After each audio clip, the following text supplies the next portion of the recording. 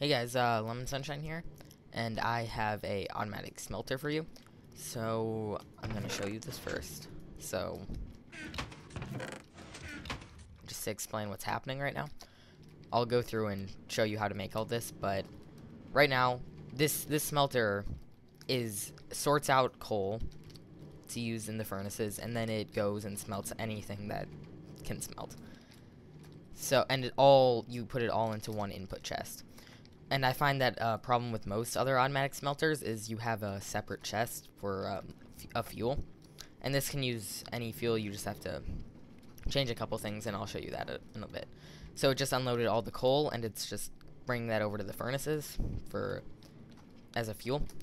And then here it's unloading all of the iron and gold that I put into this chest. That'll bring it over to the furnaces in the top. So this is about to be done, and then it'll start smelting everything up. So as you see, it's transferring over here, and if I go down to the furnaces, we have some coal in each, and it's all evenly distributed, which is really nice too. So right now it's doing the gold, and then it's about to send it off. There we go. So now it's sorting. See, all of the furnaces just turned on because it evenly distributes everything in it. So now this chest will be empty, or it's doing the gold right now. But yeah, as you see, it's going down pretty rapidly, but at a very constant rate. And it'll distribute it over the 6 furnaces that I have. So we should be getting things coming out into this output chest. So here we go. We got some iron. So it'll go through it with everything you put in and bring it up to that chest. This is really nice as a smelter. And you can dump like everything from a mining expedition that can be smelted, and then it'll pop up in that top chest.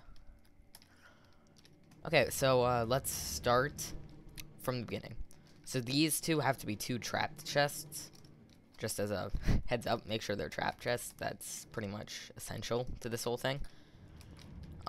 So first what happens is when you hit this trap, okay, what you're going to do to build this trap chest here, and then you have 2 hoppers below it, and this hopper will face out towards a track that'll lead to this minecart with this track. This hopper is going to have a comparator facing away from it, a redstone dust, 2 redstone dusts like this, then a redstone torch under the redstone dust, as you see here, and then it'll come over into this T powering this this track, and another redstone torch here, and then it'll come up and it'll go over to this one. And what happens here is when this hopper here, and then this hopper needs to be filled with coal or whatever resource you're using as the fuel, and it has to be 17 here or 18. It'll go down to 17 every time it works, but all these have to be filled so only coal can go in here. And then what'll be happening is when this gets enough items, which is just +2 more coal, it'll increase the signal strength up to here. It'll toggle this torch, which when it comes over here, it turns this track off, and then it'll go around here and turn this one on, so this cart will come here and start loading in the coal. And then once this hopper's out, it'll just send the cart back, and it'll unload, and it'll make a hopper trail all the way over to here. Make it over to wherever you have your furnaces set up. You might want to figure out where you're gonna have the might want to build all this before you put the furnaces in. Just to make sure you put them in the right spot. But then it'll go to a comparator, and whenever this hopper has something, it'll turn this off, which will turn this track off, and this chest will stop and start loading up. And once it's done loading, it'll send it off and start loading the coal into these hoppers down here. It'll just transfer them. You just have a hopper. Let's see if I can get behind this hopper with the track going across it. The chest unloads it, goes into this one, and then goes into the back of the furnace. Make sure it's the back.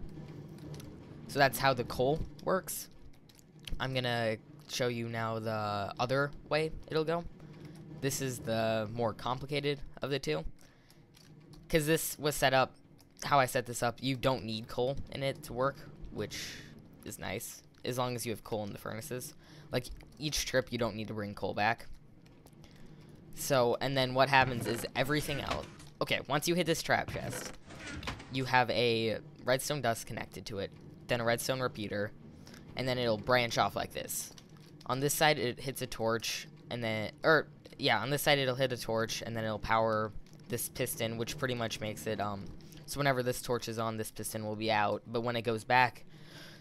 When you open this chest, the torch turns off, and then when I close it, it'll turn back on.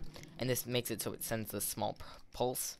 And then this pulse will come and turn this torch off right here. And this is an RS NOR latch. But what happens also is when you open this chest, it switches the RS NOR latch, so this one's on. This torch right here is on.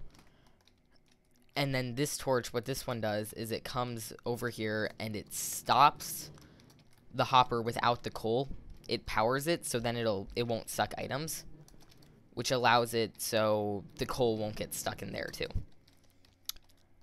And then what happens over here is another branch off of the coal thing is if it's getting items, it'll turn this on, which will also power this hopper, so it won't take any more coal. So essentially what this does is whenever you open the chest, it'll have this delay here. It doesn't have to be this many repeaters. Make sure it's like 2 or 3 though. It'll have that 2 or 3 tick delay to let the coal get into this one. And if the coal gets into this one, it'll shut the things off too. So I jumped over here, and then what happens over here is this cart will be propelled off to suck these in. And how that happens is the comparator right here. Whenever this thing has any items in it, it'll go to a repeater. That repeater powers this, and then these things, this line turns on here, which will power this redstone torch, and then this redstone torch, or it'll turn this redstone torch off, and what that's doing is it'll turn that powered rail off over here. I can't see it there. It'll turn this one off, so this chest cart will stop there and start sucking items. It also will, where is it? It'll also, the redstone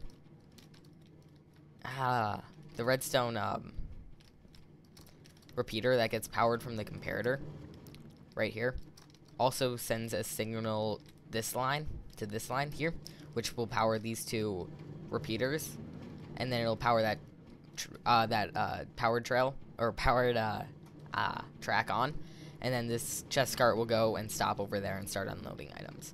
And then once it's all unloaded, the cart comes back, unloads it into here, and once a piece of anything goes into the hopper, once anything comes into the hopper, this will turn on, turn this torch off, which will stop that powered rail right there, and then this chest will get stopped on it, and then once it's all unloaded into this chest cart, it'll go off and then start unloading it evenly into these hoppers here, which will go into the furnaces.